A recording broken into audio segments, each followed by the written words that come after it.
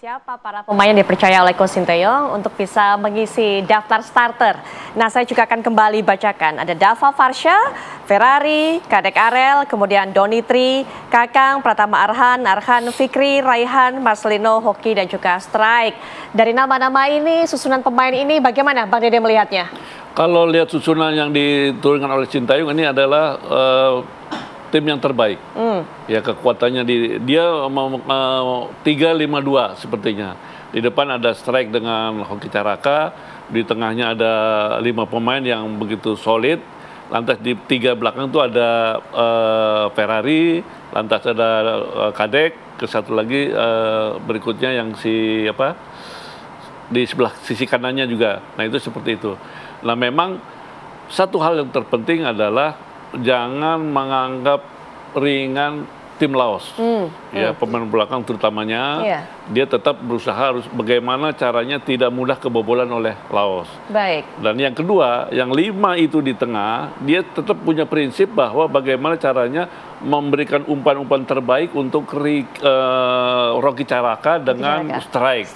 Nah, fungsinya Strike dengan Rocky Caraka adalah dia berjuang bagaimana memanfaatkan momen-momen atau bisa membuat gol, ada peluang-peluang yang bisa dibuat gol seperti itu. Bang Dede kan langsung ada di lapangan menjadi pemain timnas begitu kan dulu. Apa yang dirasakan kalau Anda kata melihat tim yang dilawan ini secara peringkat di atas kertas tadi sudah saya katakan ini ada di bawah tim kita, apa ada overconfidence yang muncul atau seperti apa? Pengalaman saya memang ada. Kalau pemain misalnya lawan yang kita hadapi itu misalnya di bawah kita memang overconfident seperti itu, tetapi jangan lengah aja. Jangan lengah, tetapi tetap fokus, kerja keras ada. Karena apa? Kan kita tidak tegang lawan-lawan yang di bawah levelnya di bawah kita seperti itu. Baik, dengan starting line up seperti ini Mas Gita, harapan tadi Mas Gita katakan bisa mengeksploitasi sisi kelemahan dari Laos, kemudian juga Bang Dede katakan harusnya bisa menghadirkan umpan-umpan untuk bisa memanjakan para pemain depan ini. Akankah seperti itu? Harusnya seperti itu ya. Kemarin kan pada saat babak pertama tuh nggak jalan tuh, saya tuh batin. Kenapa nggak Kakang Rudianto ditaruh di belakang, Donitri ditaruh di bek kiri? Kenapa? Donitri kan punya kemampuan untuk overlapping yang bagus, cutting pass-nya juga sangat bagus untuk umpan datar dari sayap kiri ini. Ya, kemudian dari second line akan berusaha untuk menciptakan gol. Kita kan punya Arkan Fikri, punya Marcelino dan yang lain-lain. Ini yang saya rasa akan coba dilakukan untuk pertandingan kali ini. Tapi balik lagi kata Bang Dede tadi bahwa kayak waktu Vietnam kemarin lah, mereka kan mentok di babak pertama 0-0 ya melawan Laos. Tapi mereka sabar. Mereka juga nggak membiarkan diri mereka kebobolan. Kadang-kadang kan begitu kita overconfidence, kita mencoba mencetak gol, nggak cetak gol, belakang kita yang berantakan kan. Ini yang kita harus waspada. Belakang kita kan terkenal solid. Kemarin kan lawan Myanmar juga kita tetap solid walaupun kita agak berantakan di babak pertama. Ini yang tetap harus kita jalankan. Konsentrasi, fokus di lini pertahanan kita untuk mencoba melakukan build up dan serangan balik yang cepat. Dengan turnamen seperti ini kan pelatih manapun butuh kedalaman skuad. Melihat para pemain yang ada sebagai starting ataupun juga stok yang ada di bangku cadangan ataupun yang didaftarkan oleh timnas kita. Bagaimana menilai kedalaman skuad? Kedalamannya sih balik-balik lagi ya. Dari semua tim under 22 plus yang dimainkan ini cukup dalam. Artinya iya, walaupun beberapa pemain baru bergabung, kita kan Sinteyong kan sudah memutuskan untuk tidak memakai pemain senior.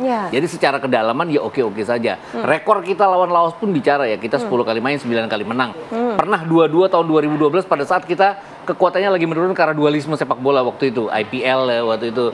Dan ini yang harus kita tetap waspada bahwa ini kan juga bukan kekuatan terbaik kita, senior kita nggak main. Jangan sampai hal yang sama di 2012 terulang lagi. Saya yakin juga kalau kita hati-hati nggak akan terulang. Apa sih yang harus Bang Dede di-manage betul, baik oleh pelatih, baik oleh pemain kalau menghadapi turnamen seperti ini? Jadi di-manage-nya adalah sebagai pelatih atau manajer adalah memanage-nya adalah menjaga kebugaran pemain itu sendiri. Faktor sangat penting itu ya? Sangat penting, karena apa? Ini turnamennya padat sekali, jadi kebugaran pemain itu harus dijaga. Dan yang kedua adalah rotasi pemain. Rotasi pemain harus tepat, kapan waktunya itu dimainkan di awal atau di babak kedua atau selanjutnya pertandingan-pertandingan berikutnya. Karena ini ketat sekali ini turnamen ini. Baik, Seperti itu. berbekal kemenangan Myanmar, Laos juga diharapkan kemudian nanti bisa meraih positif. Dan berikutnya adalah bertemu dengan Vietnam kalau saya tidak salah. Vietnam, Filipina terlebih dahulu. Vietnam, kalau saya bilang besoknya hari Minggu gitu. Apa yang harusnya menjadi bekal dari pertemuan ini sebelum nanti menghadapi lawan yang begitu berat Vietnam pada hari Minggu mendatang, Bang Dede? Jadi begini, apabila kita sudah bisa memenangkan paling tidak ya lebih dari 2, ya kita harus bisa memanfaatkan pemain-pemain. Jangan terus diporsi terus-menerus dia untuk bertanding sampai 90 menit. Kira-kira pemain-pemain inti yang dipersiapkan ke lawan Vietnam itu bisa ditarik untuk keluar, masukkan yang second line. Seperti itu. Baik. Kita bisa strateginya kita ambil seperti itu. Karena memang Vietnam adalah tim yang terkuat di grup Indonesia. Oke, berarti ini merupakan pertandingan penting juga untuk Coach Sinteyong untuk mengatur semuanya karena ada yang menunggu lawan yang lebih besar di hari Minggu mendatang. Waktunya nggak sebentar, nggak jauh lagi, Mas Gita. Waktunya cuma 2 hari, kita harus terbang juga ke Vietnam. Dan kita berarti dalam 6 hari akan memainkan 3 pertandingan. Kemudian kita istirahat 5 hari untuk memainkan pertandingan keempat melawan Filipina yang saya rasa akan lebih ringan. Kenapa? Karena banyak sekali pemain Filipina yang bermain di Liga 1 nggak boleh dimainkan. Nggak dilepas sama klub-klub Liga 1. Hanya 1 pemain Rotini kalau nggak salah dari Madura United yang dilepas. Jadi intinya adalah bagaimana kita menyikapi pertandingan malam ini. 3 poin harus. Kalau perlu dengan margin gol yang setidaknya menyamakan dengan Vietnam lah. 3 gol beda gitu. Kemudian kita harus konsentrasi melawan Vietnam. Jangan sampai kita lengah menghadapi Vietnam. Karena itu intinya adalah sebisa mungkin untuk menjadi juara grup agar memudahkan langkah kita kalau mau targetnya masuk final. Oke, ini singkat saja sesuai dengan judul kami. Akankah Garuda ini bakal berpesta? Soal pesta gol ini, sedikit tebak-tebakan skor mungkin, walaupun tidak cukup spesifik, tapi mampukah kita tadi menghadirkan margin yang cukup banyak menurut Mas Gita? Kalau 3 dapat, tapi kan kita lihat rekor kita dalam 5 pertandingan kan menangnya 3-0, 5-1, 5-1, 6-0. Saya juga nggak yakin akan sebesar itu ya. Karena apa?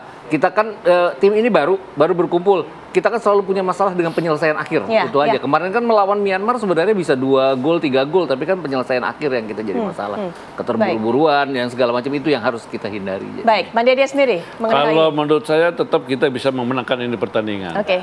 Dengan semangat yang ada, ditambah penonton yang begitu membawa semangat, bisa lebih dari 2 lah. Bisa menangkan. Harapan kita semua. Mas Gita, makasih. Bang Dede, terima kasih. Dan Ken Ane ini juga akan menemani Anda sesaat lagi sambil Anda juga mungkin nebak-nebak skor juga. Berharap-harap cemas apakah Indonesia bisa berhasil meraih kemenangan saat lagi.